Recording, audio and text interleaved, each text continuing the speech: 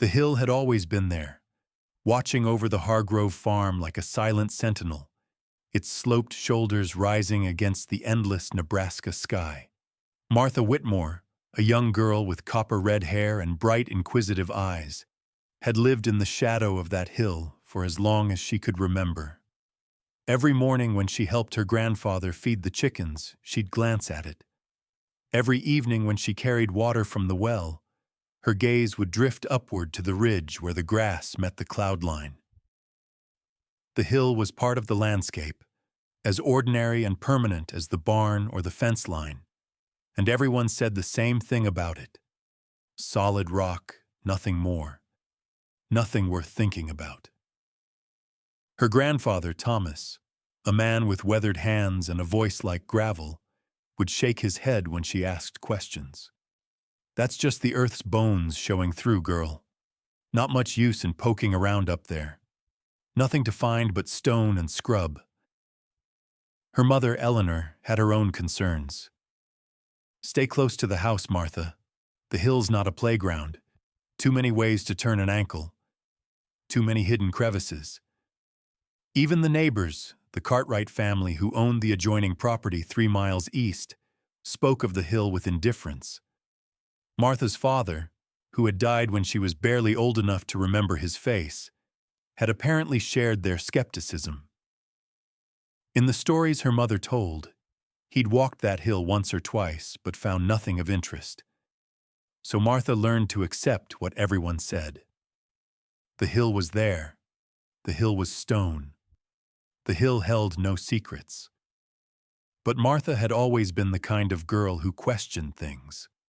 When the hired hand, a man named Jacob, told her that lightning never struck the same place twice, she wondered why, if that was true, did the old oak by the south pasture bear 3 blackened scars? When her schoolteacher said that water always found the lowest point, Martha wondered what about the spring that bubbled up near the chicken coop, halfway up a gentle slope. Questions lived in her mind the way sparrows nested in the eaves, constant and multiplying. So even though everyone said the hill was nothing, some quiet part of Martha suspected they might be wrong. That suspicion grew stronger on the morning after the storm. It had been a fierce storm, the kind that arrived in late May with towering clouds and rain so thick you could barely see 10 feet in front of your face. Lightning had split the sky into fragments. Chirka and thunder had rattled the windows of the farmhouse until Martha's mother had gathered her close and held her until the worst of it passed. When morning came, the air smelled clean and the sun broke through in long, golden shafts. Martha was tasked with checking the livestock after the storm, making sure no fences had come down, no animals had wandered through breaks in the weathered rails. She moved across the south pasture with purpose, her boots still muddy from the rain, her straw hat tied under her chin with a blue ribbon. The grass squelched beneath her feet in places where water pooled. She was examining a section of the western fence when she noticed the change. Soil had washed down the hill in several places, leaving exposed patches of rock that hadn't been visible before. The heavy rain had carved small channels through the earth, revealing what lay beneath. Martha paused, one hand resting on a fence post, and looked up the slope. That was when she saw it. At first, she thought her eyes were deceiving her.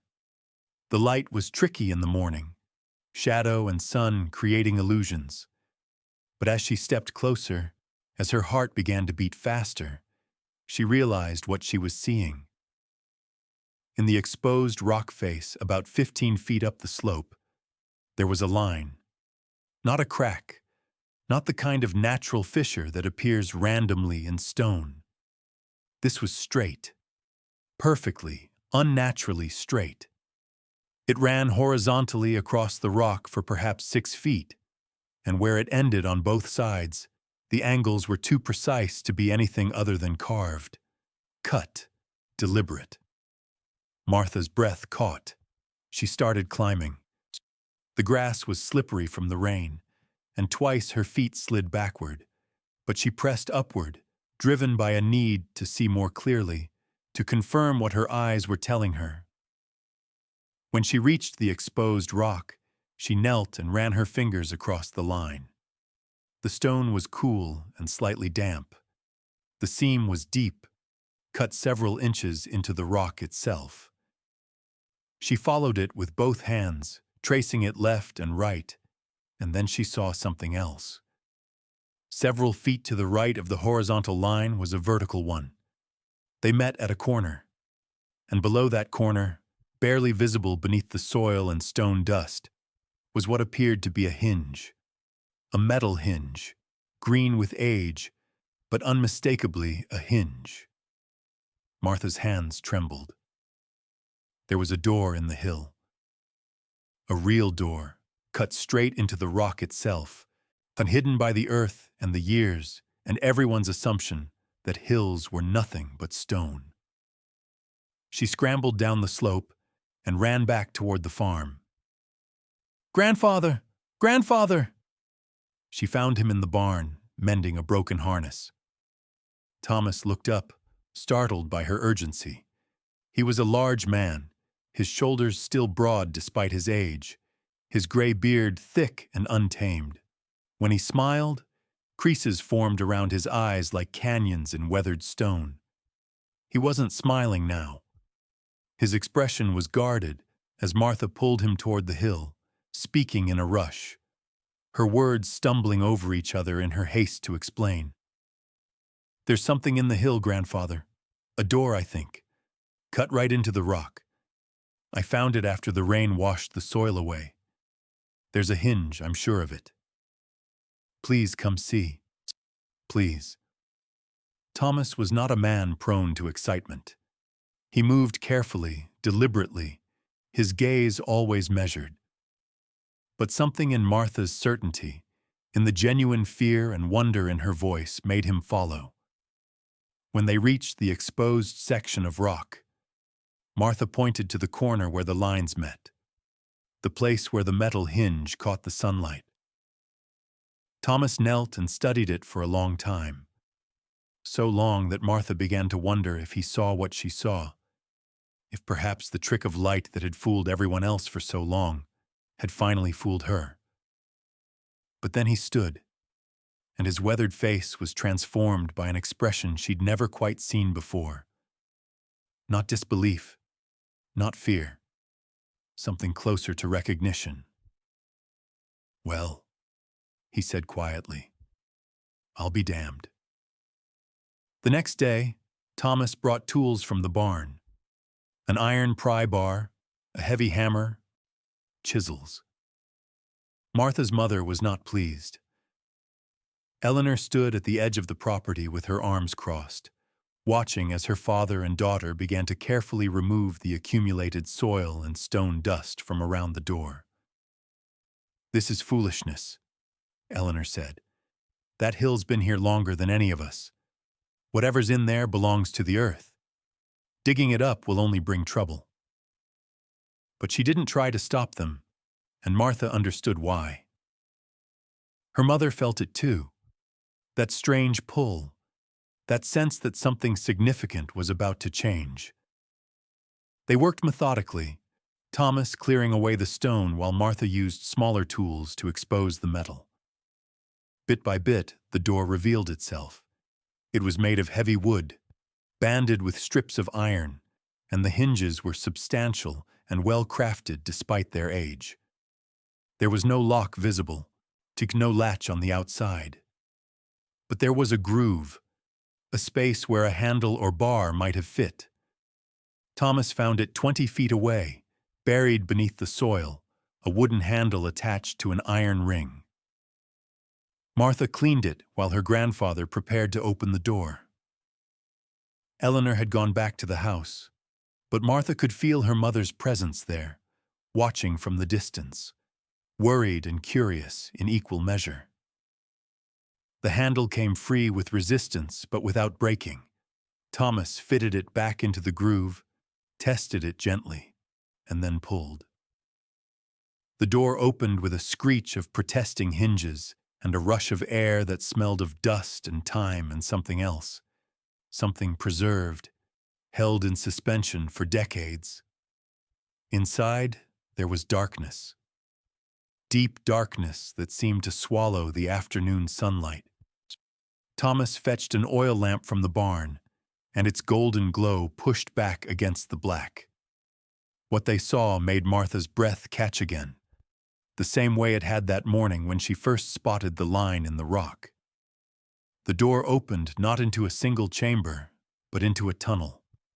The walls were carved smooth, the floor worn flat by footsteps long since forgotten. The tunnel descended at a gentle angle, sloping downward into the earth, and the lamplight showed that it continued for at least 50 feet before curving out of sight. "Stay behind me," Thomas said, though Martha sensed he was speaking as much to reassure himself as her. The air in the tunnel was cool and remarkably stable. No moisture dripped from the ceiling, and the walls were dry. It was clear that whoever had carved this space had understood both engineering and the nature of stone. The passage opened into a chamber.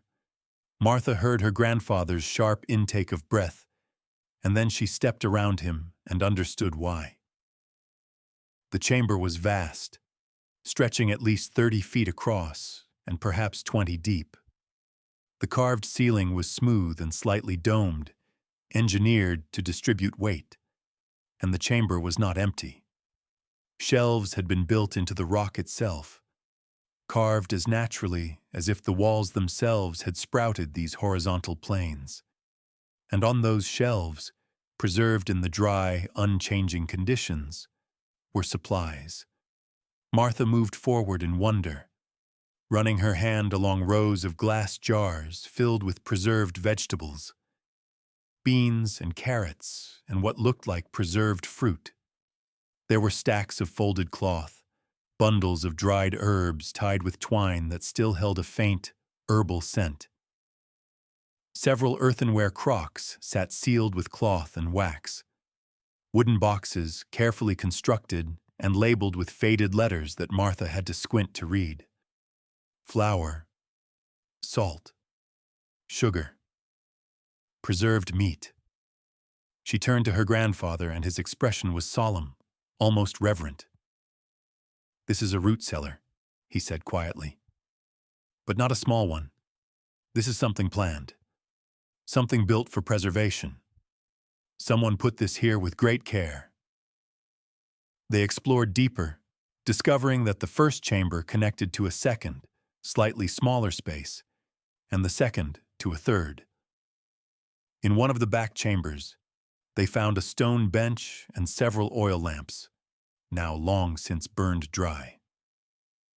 In another, they discovered what appeared to be a bed of sorts, carved into the floor and topped with what had once been a straw mattress, now reduced to dust and brittle fibers. Books lay on a small wooden table, their pages brittle with age but still readable. Martha picked one up carefully and found a diary of sorts. The handwriting was elegant but hurried, and the date on the first page was 1847. Thomas was running his hand along the walls, examining the carved surfaces, and he turned to Martha with understanding dawning in his eyes. "This wasn't a root cellar built by a family for storage," he said. "This was built for shelter, for hiding, for survival." Martha understood then. The tunnel, the deep chambers, the supplies stored with such care and methodical organization. This was a place built by people who knew they might need to disappear, people who were preparing for something. She thought of the slave trade that was ravaging the country even now, thought of the secret ways that people moved through the land, hidden and afraid. "The Underground Railroad," she whispered. Thomas nodded slowly. "The dates are right. This territory, it wasn't officially free, but it wasn't slave territory either. Runaways would have come through here moving north. Someone, Someone with resources and courage carved this place to help them, to shelter them, to give them supplies and a safe place to rest. As if in answer to her thoughts, Martha noticed something else. In the dust on the stone floor of one chamber, there were footprints. Small ones, a child's prints, and larger ones, an adult's. She pointed them out to her grandfather, and he nodded. People were here, he said, hiding, resting, waiting. They spent the entire afternoon exploring the chambers, cataloging what they found. There were 18 jars of preserved vegetables, each labeled with a date in fading ink. 7 crocks of what appeared to be pickled meats. 8 large bags of salt and grain.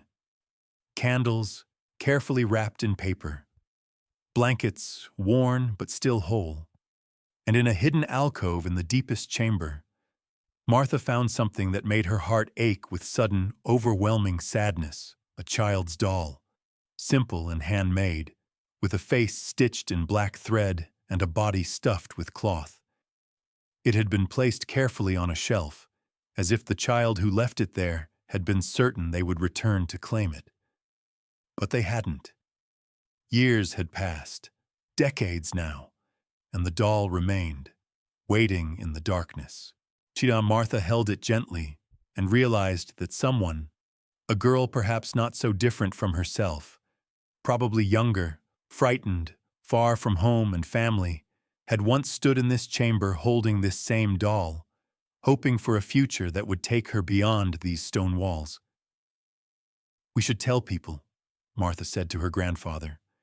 "We should tell them what's here, what it means." Thomas was quiet for a long moment.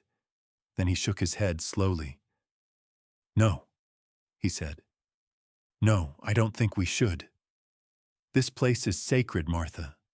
It's a monument to courage, to people who risked everything, who had everything taken from them and still fought to find freedom.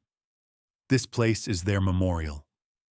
If we bring others, if we open it to the world, it becomes a curiosity. It becomes something to be gawked at and picked over and gradually plundered." He gestured around the chamber, at the carefully preserved supplies, at the doll still cradled in Martha's hands. "What we do is this. We seal the door again. We leave these chambers exactly as they are, and we keep the secret. We keep it safe, the way it was kept safe for all these people who depended on it. We become the guardians." Martha looked at her grandfather, and she understood that this was the right choice. This place didn't belong in the world. It belonged to itself, to its history, to the people it had sheltered. She nodded and carefully placed the doll back on its shelf. They walked back through the tunnel together, and when they stepped out into the afternoon sunlight, Thomas began the task of closing the door. They worked carefully, replacing the soil, re-establishing the natural appearance of the hillside. The seam was still visible if you knew where to look, if you understood what you were looking at. But to a casual eye, to someone passing by without knowledge, the hill remained simply a hill, nothing but rock and earth. Eleanor was waiting on the porch when they emerged from the hill path. Martha's mother studied them both, reading something in their faces, and she didn't ask questions. Instead, she simply nodded and went back inside. That night, Martha lay in her bed and stared at the ceiling, unable to sleep. She thought about the people who had hidden beneath the hill, who had trusted in the space carved by unknown hands, who had pressed forward in the darkness toward the light of freedom. She thought about the child who had left the doll behind, and she wondered what had happened to that child, whether freedom had been found or if the darkness had swallowed the journey. The hill was the same as it had always been, sloped and solid, rising against the Nebraska sky. But everything was different now. Martha understood that the world was far more complex than she had been told, that beneath the surface of ordinary things lay extraordinary stories. If you're enjoying this story, tap that subscribe button so you don't miss the next discovery, the next adventure into the hidden spaces and forgotten histories that lie beneath the surface of our world. Over the following weeks, Martha began to explore the area more carefully. She realized that the hill, when you really looked at it, showed evidence of human shaping at other points as well. The angles of the slopes were subtly artificial in places. The vegetation grew differently on certain sections, as if the soil beneath had been disturbed and replanted generations ago. She found other signs: a section of worked stone near the northern face, a carefully built water channel that seemed designed to divert rainfall away from specific spots. Someone had surveyed this land with tremendous care, had engineered solutions to countless practical problems, had created not just a single chamber, but an entire system designed to be useful and undiscovered. She understood then that whoever had built this place had been brilliant. Not just brave, but brilliant, an engineer perhaps, or an architect. Someone who understood geometry and hydrology and the nature of stone. Someone who had devoted enormous time and resources to creating this refuge.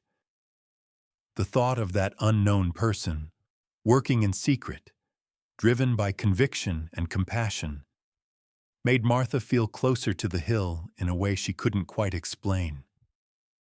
She found herself spending more time there, sitting on the slope, watching the way the light moved across the stone face, how the shadows changed with the seasons. She kept the secret, as her grandfather had instructed, and her mother kept it as well. It became a quiet knowledge between the three of them, a shared weight and responsibility.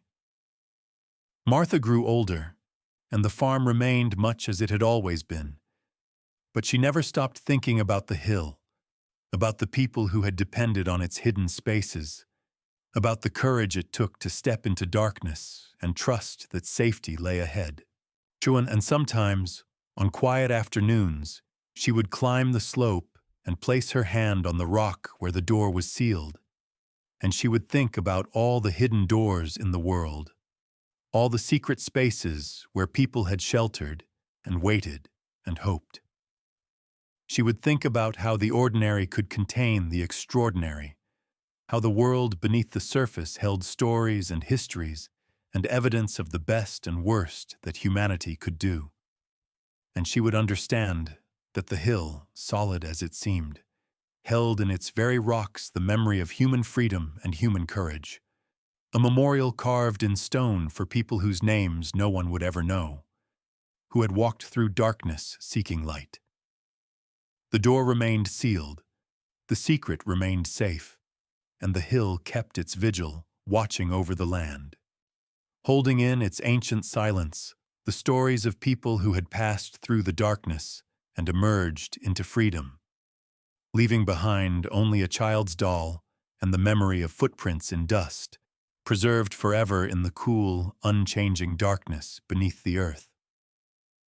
But in the weeks that followed the initial discovery, Martha realized that their exploration that first afternoon had barely scratched the surface of what lay beneath the hill. Thomas, despite his initial caution, had begun to share her curiosity, and in the evenings after Eleanor had gone to bed, they would return to the sealed chambers with renewed purpose, cataloging, examining, piecing together the story that the hidden space told. On their third visit, Martha's lamp fell, and in the moments before Thomas relit it, she heard something that made her pause. Water. The faint, distant sound of running water echoing through the deeper tunnels. "Grandfather," she called out, and Thomas came to her side, his own lamp raised.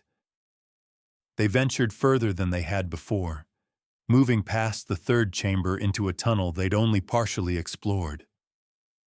The sound grew louder, and then they emerged into a chamber none of them had seen before, It was smaller than the others, perhaps 12 feet across, and water ran down one wall in a thin, consistent stream that collected in a basin carved from the bedrock itself. The water was clear and cold, and when Martha knelt and tasted it, it was fresh and clean. A spring, Thomas breathed, understanding the brilliance of what they were seeing. Whoever built this engineered a water supply, not just shelter and food, but water, constant, reliable water. Martha ran her hand along the basin and noticed something else. Beside it, carved into the stone in the same careful lettering she'd seen in other places, were words. She moved closer, angling her lamp to read the faded inscription. For the thirsty, may this water sustain your journey toward freedom. God bless your passage. Martha's eyes stung with sudden tears. She looked at her grandfather and saw moisture in his eyes as well. Someone, some unknown builder with engineering knowledge, faith, and compassion, had stood in this very chamber decades ago and carved those words not for glory, not to be remembered, but simply out of a profound desire to help desperate people find their way to safety.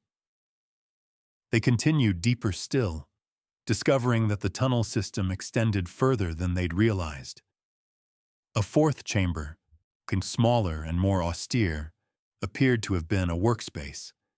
Scattered about were tools, carved stone pieces that might have been part of a larger construction project, and scraps of notepaper with sketches and calculations drawn in a careful, educated hand. Martha found a piece of slate with mathematical notations scratched across it. Angles, measurements, what looked like structural calculations. Whoever had built this place had been methodical, had planned every detail with precision. In a corner of this chamber, protected by a small overhang of rock, Martha discovered a journal. The leather cover was cracked with age, but the pages within were surprisingly preserved. She opened it carefully, and her grandfather read over her shoulder. The entries spanned several years, written in the same careful hand as the inscription at the spring, and the author documented the construction, the excavation of the tunnel, the carving of chambers, the engineering challenges of creating a space that would remain dry despite being beneath the earth. The writer noted each supply that was brought in, each addition to the shelter, and crucially, recorded the names of people who had passed through. Dates and initials. A mother and 2 children, listed only as SM and young ones. A man with a leg injury, noted as recovering well, departed north with 2 others. Over 30 entries, spanning nearly a decade, recording the passage of desperate people seeking freedom. This person, Thomas said quietly, whoever they were running an operation, a station on the Underground Railroad. Not passive shelter, but an active, deliberate rescue network. Martha found herself weeping. The sheer courage of it overwhelmed her. Unknown, unseen, this person had devoted years of their life to carving this shelter, to maintaining supplies, to guiding desperate people toward freedom. The identity was hidden forever.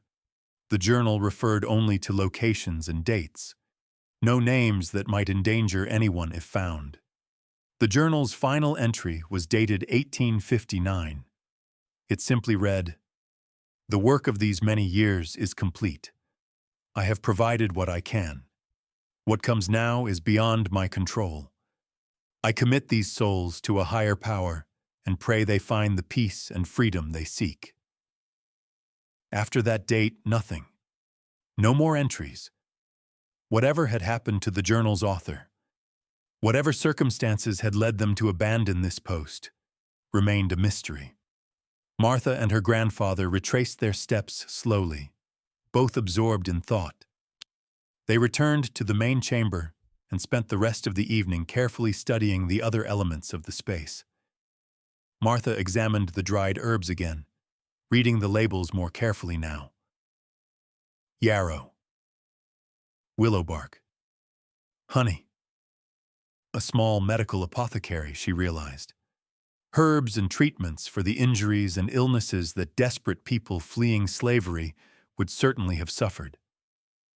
The crocks that Thomas opened carefully contained not just preserved meat, but also what appeared to be strong broths and stocks, sustenance designed to help malnourished people regain strength. Everything, every single thing in this space, had been chosen and prepared with the welfare of others in mind. They found other small touches that spoke of compassion. In one corner, carefully wrapped in cloth, were several children's garments, simple but well made. A small wooden toy, hand-carved in the shape of a horse. A rag doll similar to the one Martha had found, but this one was more worn, suggesting it had been held and loved many times before being left behind. Martha picked up the wooden horse and understood that these items were gifts, kindnesses offered by a mysterious benefactor to children who had known nothing but fear and hardship. She thought about the journey those children had made, leaving family and home, traveling through darkness, hiding in fear, sustained only by the hope that somewhere ahead lay freedom. The thought that they had received gifts, that someone had thought to provide them with small tokens of normalcy and joy, made her heart ache with profound sadness and admiration in equal measure. On their final visit to the chambers, Martha and Thomas brought materials to create a careful documentation of what they'd found. Thomas sketched the layout of the tunnels and chambers. Martha, with painstaking care, recorded the inventory of supplies, the text of the inscriptions and journal entries, all of it preserved in a private journal that only the three of them would ever read. As they worked, Eleanor joined them, standing in the main chamber, and for the first time, she spoke about her thoughts and her own connection to the space. "My great-grandmother was born in Pennsylvania," she said quietly. "Before I was born, my mother told me stories about how the family had helped. They never said how or when, but I remember her saying that helping people find freedom was the greatest work a person could do in this life. I never knew why she said that, why it seemed so important to her." She ran her hand along the stone walls, and her eyes were distant. "Now I understand. They were part of this. My family, our family, was part of this network. Your great-grandfather must have been the one who built this place." Thomas and Martha exchanged glances. Eleanor was right. It was the only explanation that made sense. The journal's author, the careful engineer who had devoted years to carving this sanctuary, he was their ancestor. Someone whose name and face had been lost to time, whose sacrifice had been forgotten or hidden, but whose legacy lived on in this hidden place beneath the earth. Martha understood then that the secret they carried was not just about history, but about family. About knowing that they descended from someone who had risked everything, who had worked in darkness and secrecy, who had asked for no recognition or reward. The knowledge transformed how Martha saw herself. She was not just a farm girl in Nebraska. She was the granddaughter of a hero, the descendant of someone whose conscience had been strong enough to act against the greatest evil of the age. That night, after they had sealed the chambers once more, Martha climbed the hill alone and sat on the grass watching the sunset. The familiar landscape stretched out before her. The farmhouse, the barn, the fields where she'd worked since childhood. But she saw it all differently now. This place was not isolated from the great moral struggles of the age. Her family had been part of something extraordinary, something that mattered beyond measure. The hill kept its vigil as it always had, but now Martha understood what it was watching over. It was watching over a memory, a memorial in stone to an ancestor's courage and an entire people's journey toward freedom. She made a silent promise to herself in that moment. She would keep the secret safe, as her grandfather had instructed. She would maintain and protect the chambers, the supplies, the precious historical record of her great-grandfather's work. And someday, when the world was ready, when the time was right, someone in her family would tell the full story. But until then, the hill would remain a hill, solid, silent, and sacred.